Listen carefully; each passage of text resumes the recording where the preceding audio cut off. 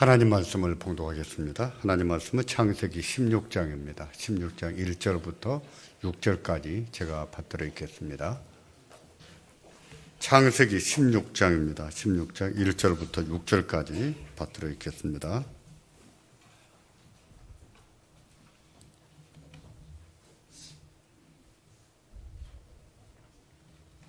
(1절입니다) 아브라함의 아내 사레는 생산치 못하였고 그에게 한 여종이 있으니 애굽 사람이요 이름은 하갈이라.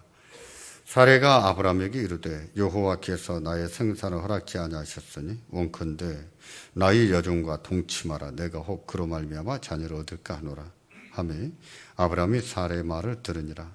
아브라함의 아내 사레가 그 여종 애굽 사람 하갈을 가져 그 남편 아브라함에게 첩으로 준 때는 아브라함이 가나안 땅에 거한 지 10년 후이었더라.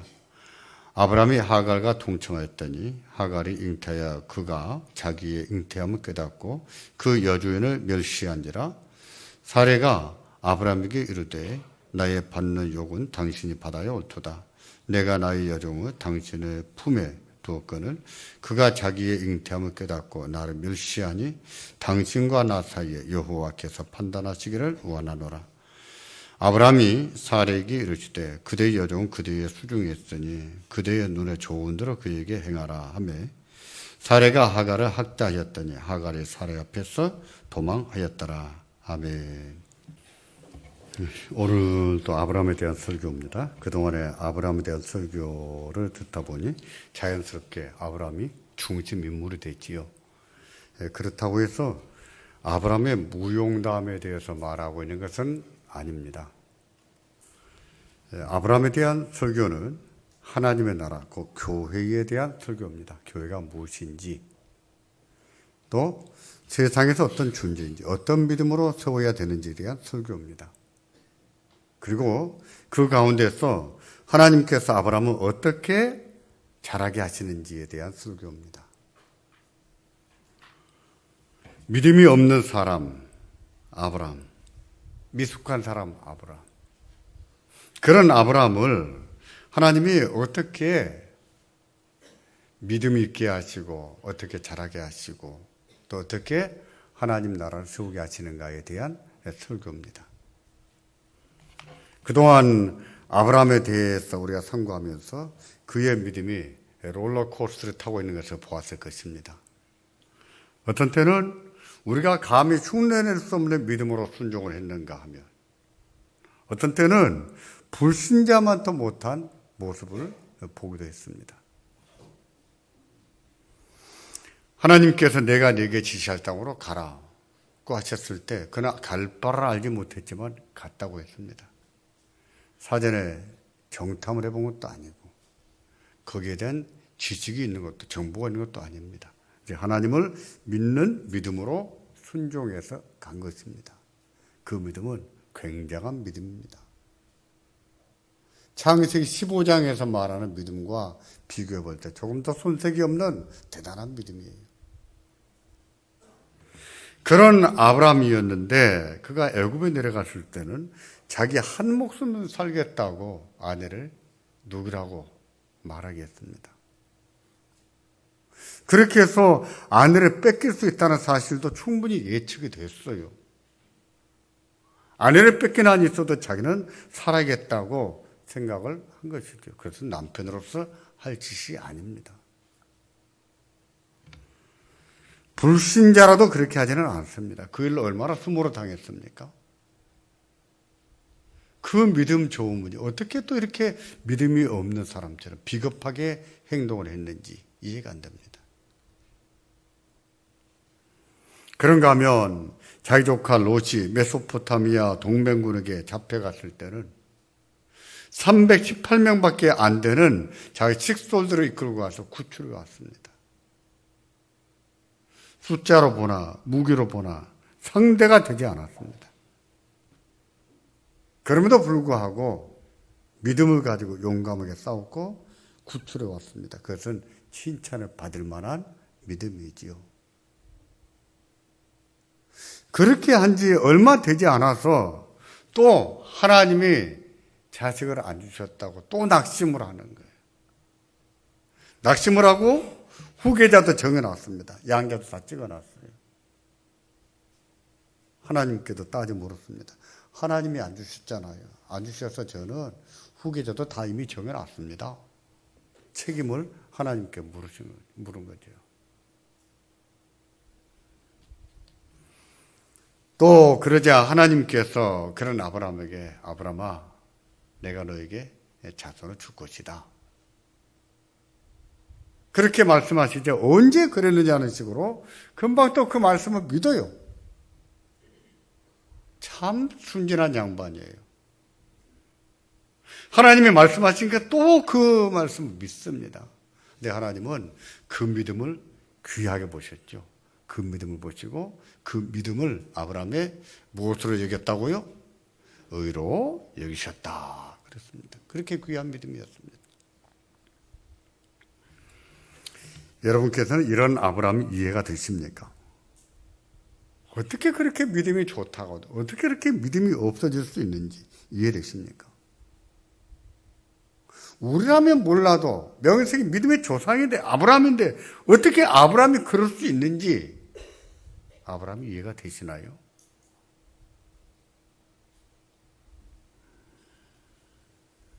그런 모습을 볼 때 실망할 수 있습니다. 어떻게 저런 사람을 믿음의 조상이라 할 수 있는가? 어떻게 하나님은 저런 사람들을 끝까지 붙잡아 주시는가? 이해가 안 되려고 합니다. 그러나 그런 모습을 볼 때 주의해야 될 것이 있습니다. 성경의 인물을 본보기로 삼고 나도 그들처럼 노력하면 저런 믿음을 가질 수 있다고 생각해서는 안 된다는 사실이에요. 아브라함을 자기가 본받고 싶은 인물로 정해놓고 나도 저렇게 살아보면 저렇게 노력하면 아브라함 같은 믿음의 사람이 될 수 있다라고 생각해서는 안 된다는 것입니다. 우리가 성경을 볼 때 가장 범하기 쉬운 오류 중에 하나가 바로 이것입니다. 우리도 누구처럼 아브라함처럼 모세처럼 엘리야처럼 노력하면 그런 믿음을 가질 수 있다라고 생각해서는 안 된다는 것이죠. 우리 사회가 롤 모델을 제시하고 그 사람을 닮아가도록 도전하고 교육하는 것을 좋은 교육의 방편으로 생각합니다. 그런 이유로 우리도 마찬가지예요. 성경의 인물을 보면서 나도 노력해서 아브라함 같은 사람이 되자. 이렇게 말하기가 쉬운 것이죠. 그러나 그것은 믿음을 오해한 것입니다. 믿음이 무엇인지, 믿음이 어떻게 생기는 것인지, 믿음이 어떻게 자라는 것인지 오해한 겁니다. 믿음은 노력의 결과물이 아닙니다. 인간이 노력한다고 해서 싹이 트고 또 자라가는 것이 아니라는 거예요. 아브라함처럼 살려고 노력하면 그 노력을 통해서 아브라함 같은 믿음이 될 수 있다. 그렇게 말하기 쉬운데 그런 것이 아니라는 뜻입니다. 성경 인물을 볼 때 우리가 먼저 가져야 될 지식이 있는데 그것은 뭐냐면은 그들도 우리와 똑같은 인물이었다는 사실이에요. 아브라함도 모세도 엘리야도 대단한 사람들은 사실이지만 그들도 우리와 똑같은 사람이었다는 것을 알아야 됩니다. 그들의 믿음이 얼마나 대단했던지 세상이 감당을 하지 못했어요. 세상이 그들을 이겨보지 못했습니다. 그러나 그런 그들도 우리와 똑같은 사람이었다는 거예요. 그래서 성경은 그들과 우리에 대해서 성정이 같은 사람이다 하고 말합니다. 성정이 같은 사람이다. 그들도 우리가 똑같이 부패한 인간이었다는 것을 말합니다. 그들도 우리가 똑같이 부패했어요. 우리라고 그들보다 못한 사람들이 아니에요. 그들이라고 우리보다 더 나은 사람이 아니었다는 겁니다. 그런데 어떻게 그런 믿음을 가졌을까요? 아브라함은 본보기로 삼고 노력한다고 해서 얻는 것이 아니라고 했습니다. 그러면 어떻게 해야 그런 믿음을 가질까요? 믿음은 은혜입니다. 믿음은 하나님의 은혜예요. 노력의 결과물이 아니라 하나님이 싹이 나게 하시고 하나님이 자라게 하시는 거예요. 사람은 씨앗을 뿌릴 뿐입니다. 씨앗을 뿌릴 뿐이에요. 근데 그 씨앗, 그 말씀의 씨앗이 싹이 트고 자라게 하시는 분은 하나님이시라는 거예요.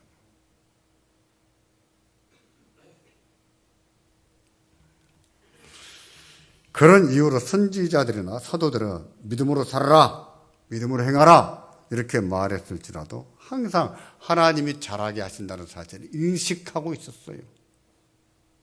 인식하고 믿음으로 행하라 하고 말했던 겁니다. 고린도 교회에는요, 성도들 사이에 파벌이 있었습니다. 베드로파, 아볼로파, 바울파. 그러니까 그러면 우리는 예수파다. 예수파라 더 나은 거 아니에요? 다 똑같아요. 베드로나 바울이나 아볼로가 파벌을 만든 것이 아닙니다. 그들은 교회는 하나라고 가르쳤어요. 화해하라고 가르쳤어요. 화목하라고 가르쳤어요. 근데 그들이 나는 아볼로가 좋아, 나는 바울이 좋아. 파벌을 만든 거지요. 우리는 뭐냐? 우리는 아무것도 아니라는 거예요. 바울은 뭐냐? 바울은 씨앗을 뿌렸을 뿐이지 아무것도 아니라는 거예요. 아볼로는 뭐냐? 아무것도 아니라는 겁니다. 그들에게서 뿌려진 씨앗에서 싹이 트고 자라도록 은혜를 주시는 분은 하나님이시라는 거예요. 고린도전서 3장 6절과 7절을 보실까요? 이런 사실을 말씀하고 있습니다. 다 같이 보십니다.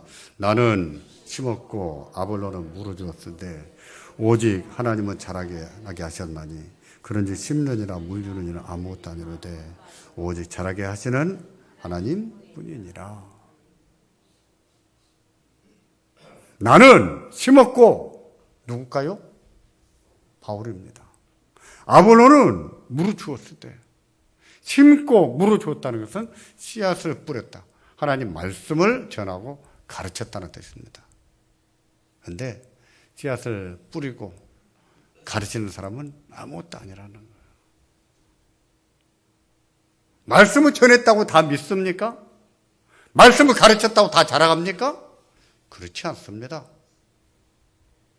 일반 밭에서는 씨앗들 중에 대부분이 싹이 나고 대부분이 자라갑니다. 그런데 이 말씀의 씨앗은 그렇지 않아요.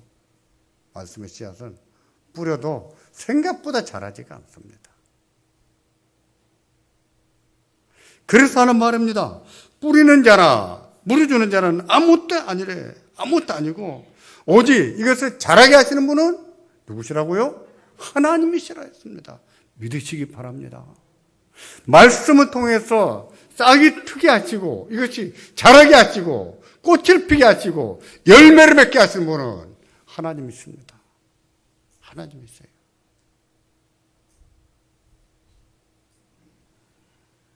그렇다면 아브라함 같은 사람을 보면서 실망할 필요가 있을까요?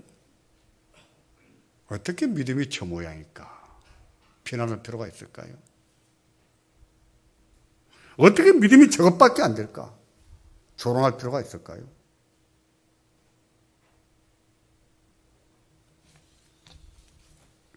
그런데도 그런 사람들을 보고 실망하는 것은요, 인간이 어떤 존재인지 아직도 모르고 있는 겁니다. 인간이 얼마나 무능한지, 얼마나 부패한 존재인지 아직도 모르고 있는 거예요.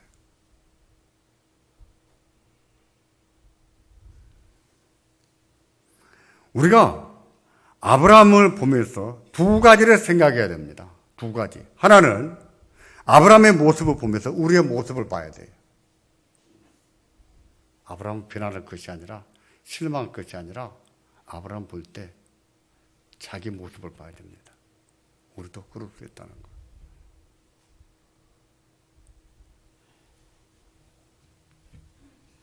아브라함이 변덕스러운 믿음을 가졌는데 이 변덕스러운 이런 모습을 보면서 우리도 그렇게 변덕스러운 사람을 알아야 됩니다. 우리 믿음이 그래요. 그러지 않습니까?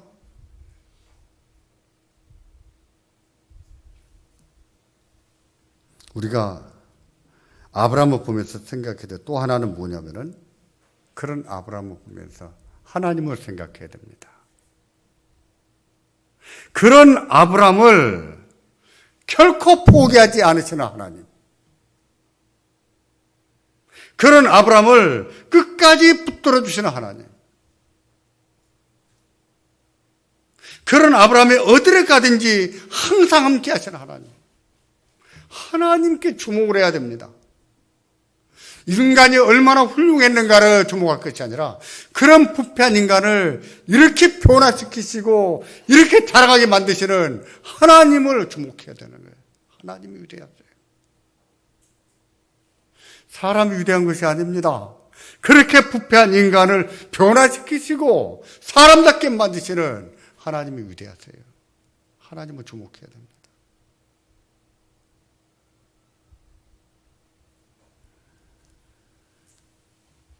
본문을 보시면 우리는 또 한 번 실망하게 됩니다. 어떻게 그럴 수 있는지 또 한 번 실망을 합니다. 15장에서 하나님께서 자손을 주신다고 하시자 아브라함이 하나님을 믿지 않았습니까? 하나님이 그 믿음을 보시고 의롭다고 하지 않았습니까? 그런데 아브라함의 아내 사레가 믿음이 또 약해졌어요. 아브라함도 또 덩달아 약해졌습니다. 그래도 아기가 안 생겼거든요. 아기 안 생기니까 남편에게 회개망측한 소리를 한 겁니다. 그게 16장 2절이에요. 남편에게 뭐라고 말했는지 같이 보겠습니다. 여호와께서 나의 생산을 허락지 아니하셨으니 원컨대 나의 여종과 동침하라. 내가 혹 그로 말미암아 자녀를 얻을까 하노라 하며 아브라함이 사레의 말을 들으니라. 하나님이 말씀하신 뒤에도 빨리 자식이 생기지가 않는 겁니다. 아마 1년은 좀 지났을 것 같아요. 가나안 땅에 들어온 지 10년쯤 됐을 때입니다. 그때가 아브라함의 나이가 85세나 됐거든요. 그래서 사레가 자기 남편이 더 늙기 전에 안 되겠다 싶었는지 자기 몸종을 첩으로 준 거예요. 첩으로 주면서 내 몸종과 통치해라. 그렇게 해서라도 하나님이 자녀를 주시지 않겠느냐 이렇게 말하는 거예요. 누가 주신다고요? 누가 주신다고요? 이런 발상이 가능한 발상이에요? 제대로 된 발상입니까?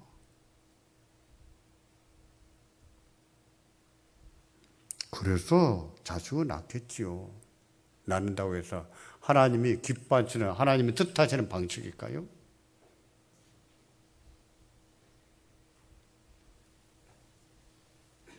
이 사건과 15장, 이 사건의 사이에는요, 약 1년 남짓 좀 더 지나지 않았을까 생각이 됩니다만, 그런 식으로 하면서 하나님이 주지 않으실까? 이렇게 말해도 되는 겁니까? 하나님이 그런 방법을 기뻐하실까요? 그런 식으로 하면서 자녀를 얻어야 될까요? 또 아브라함은 뭡니까? 그런다고 해서 아내가 몸종을 준다고 해서 그 몸종을 첩으로 삼습니까? 세상에서는 그렇게 해요. 세상에서는. 제가 어렸을 때도 그런 일이 우리 사회에는 만연했습니다. 흔한 일이었어요. 고대에서도 세상에서 흔히 쓰는 방식들이었어요.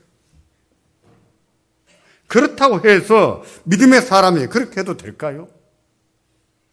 그렇게 해서 자식을 낳으면 될까요? 이것은 세속적인 방식이죠. 위험한 것이지요.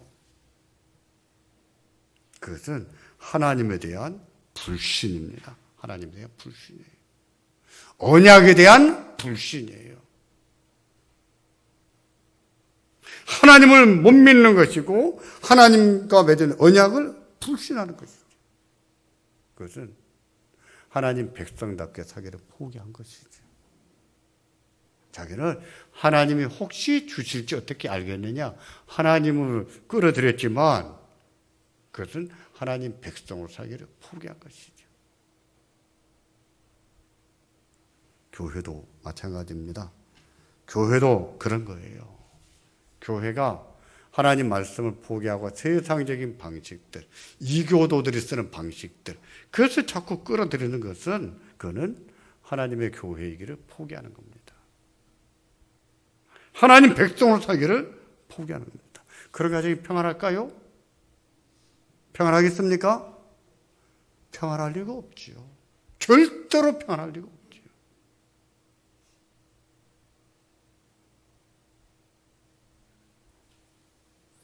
제가 잠언을 말씀하면서 1장부터 9장까지가 잠언의 훈계였습니다. 훈계는 명령과 금지가 있다고 했어요. 금지는 무엇입니까? 했다가는 안 되는 게 아니고 했다가는 엎어먹는 것이라 했죠. 했다가는 엎어먹는. 그 첫 번째가 뭘 했습니까? 여자 조심해라. 세상 풍속이 그렇다고 해서 그것을 교회가 용납할 수 없는, 너 조심해라, 너 그렇다가 인생 엎어먹는다, 이렇게 성경이 가르쳐요. 해서는 안 될 것으로 가르칩니다. 그런데 인간이 얼마나 부패했는지 그런 짓을 하면서 꼭 누구로 끌어들입니까? 하나님을 끌어들인 이유가 뭘까요? 자기 하는 짓이 정당하다고 주장하고 싶은 거죠.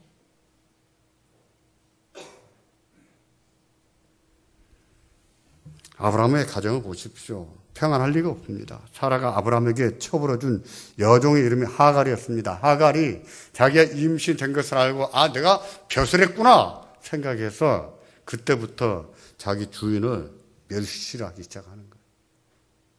어떻게 멸시했을까요? 자기 주인이 무슨 말을 해도 듣질 않았겠죠. 오만하게 방자에 굴었겠죠. 어쩌면 자기 주인한테 하갈이 애기도 못 낳는 것이 이랬는지도 모르겠어요.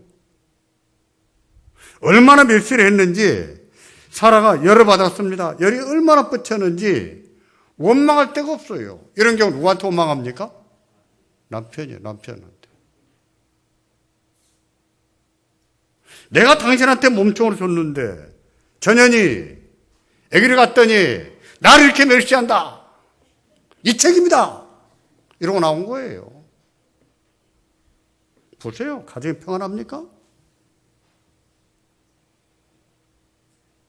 남자들은요, 이런 말을 들으면 또 뭐라고 대답합니까? 당신 마음대로 해. 이래버립니다. 아브람도 실은 화를 낼 처지가 못돼 뭘 잘했다고 화를 내고 있습니까? 네? 하나님 앞에 무릎을 꿇고 자중을 하고 회개를 해도 부족할 판에 무슨 큰 소리 치고 있습니까? 그 말을 듣고 또 사라는 하갈을 학대하기 시작한 거예요. 학대를 얼마나 했든지 견디다 못해서 하갈이 도망가 버렸습니다. 보세요. 이런 가정이 평안할 리가 없지요. 어떻게 평안하겠습니까?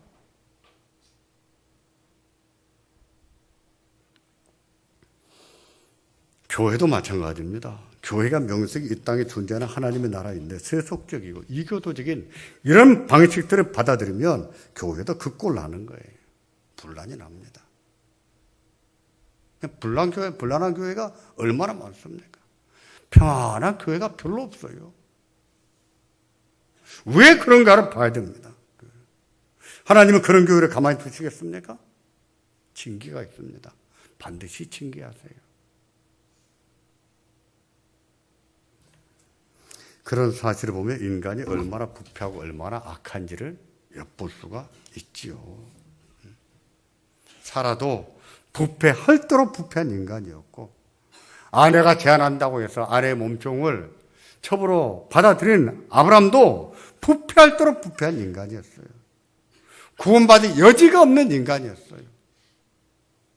근데 무슨 노력으로 믿음을 갖는단 말입니까? 그런 인간이.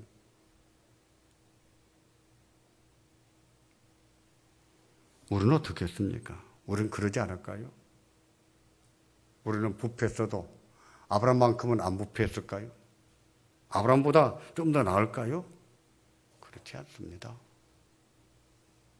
우리가 그 시대에 그런 처지를 안 당해서 우리 속에는 부패성이 드러나지 않았을 뿐이지, 그런 부패성이 여전히 우리 안에도 있는 것을 알아야 됩니다. 그런 부패성이 있어요. 어떤 환경 속에서 어떤 날 그 부패성이 어떻게 독버섯처럼 피어날지 알 수가 없는 우리입니다. 그래서 절제하고 사는 것이 중요한 거예요. 절제하고 사는 것이. 제가 합동신학교 다닐 때였습니다. 아마 1학년 때로 기억이 됩니다만은, 제가 예전에 벨기에에서 목회했었는데, 벨기에에서 목회할 때에 어떤 집사님 한 분이 찾아왔어요. 그분은 늘 아기가 없어서 아기를 갖게 해달라고 기도했던 분입니다. 온 교회가 같이 기도했던 것을 저도 기억했습니다. 그런데 아이가 딱 들었습니다. 아이가 생겼어요. 근데 그 아기가 자기 남편의 아기가 아니라 딴 남자의 아기였어요. 남편이 알았습니다. 남편이 알아서 내가 용서할 테니까 우리 같이 살자. 그 애기 낳아서 우리가 키우자. 진짜 속 좋은 사람이에요. 남편이 그렇게 했는데, 근데 자존심이 허락하지는 않는 것이죠. 자존심이. 그걸 받아들일 자존심이 허락이 안 되는 거예요.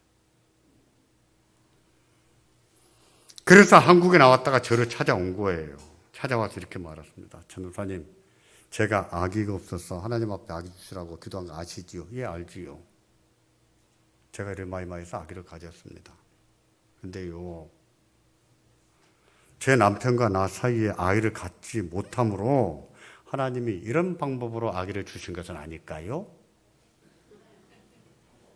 말이 됩니까? 안 됩니까? 네? 미쳤지요. 어디에다가 하나님을 끌어들입니까?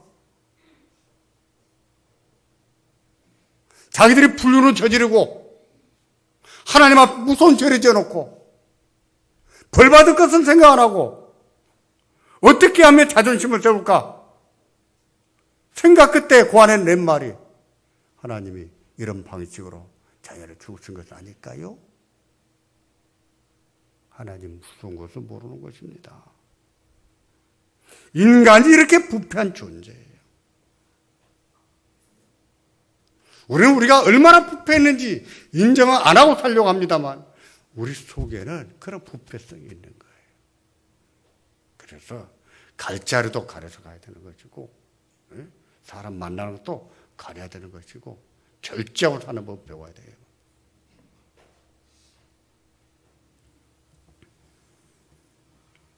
아브라함이 바로 그런 사람입니다. 아브라함이. 저는 아브라함이 이해가 안 되는 것이 아니라 하나님이 이해가 안 돼요. 어떻게 그런 인간을 하나님은 안 버리실까? 어떻게 아브라함은 안 버리시고 사라를 포기하지 않았을까? 그런 하나님이 이해가 안 돼요. 어떻게 그런 인간들을 하나님은 또 찾아오실까? 왜 또 끝까지 붙잡아 주실까? 왜 그러실까요? 왜 그렇다고 생각하십니까? 우리는 이렇게 쉽게 대답합니다. 하나님은 사랑의 하나님이시니까. 그럴까요? 그럴 것 같았으면요, 하나님이 이 세상의 모든 죄인들을 다 구원하시죠. 그러지 않아요.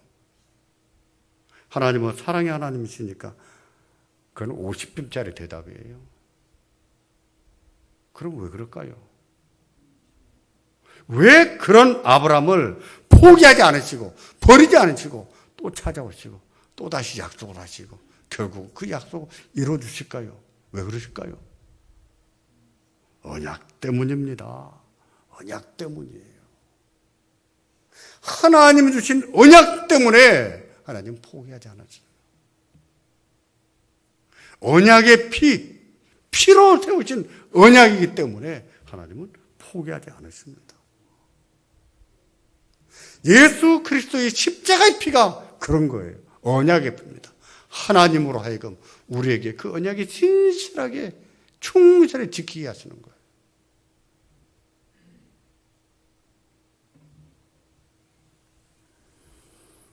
아브라함과 사라를 보면 실망이 되지만 그런 것을 보면서 실망할 필요가 없습니다. 인간은 다 그래요.